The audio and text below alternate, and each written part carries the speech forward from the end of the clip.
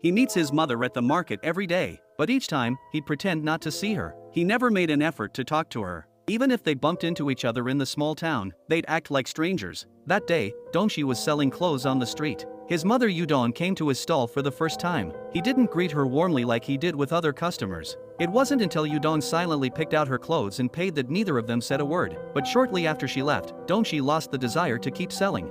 아유, 다들 갑시다. 오늘 장사 있어 좀. 종이라고!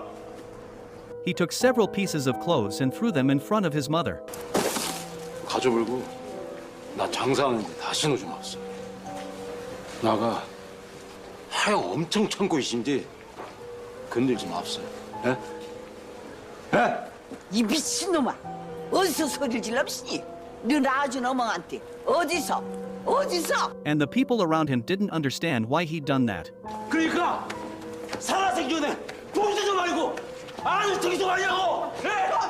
To understand what led to this situation, we need to go back to Dongshi's childhood. When Dongshi was a teenager, his father and sister both died at sea. Later his mother decided to take him and remarry another man in the town. On their way to her new husband's house, Yudong told her son that he should start calling her aunt. Young Dongshi refused to change how he addressed her. He didn't understand why his mother suddenly didn't want to recognize him as her son. But when Yudong heard this, she slapped him more than 20 times. Even with blood dripping from the corner of his mouth, he still didn't want his mother to remarry. He cried, saying he could drop out of school, that he could work to support the family. But Yudong kept walking, indifferent to his pleas. During those years living with his stepfather, he is bullied by his stepfather's two sons almost every day. They called him a useless parasite, even though Yudong saw him being bullied, but she always turned a blind eye. He showed her the scars on his body, but all he got in response was cold silence. When Dongshi was 18, he stole jewelry from his stepfather's house. He wanted to take his mother away from here, but his mother didn't leave with him, and his mother said he was a bad guy born to be a thief.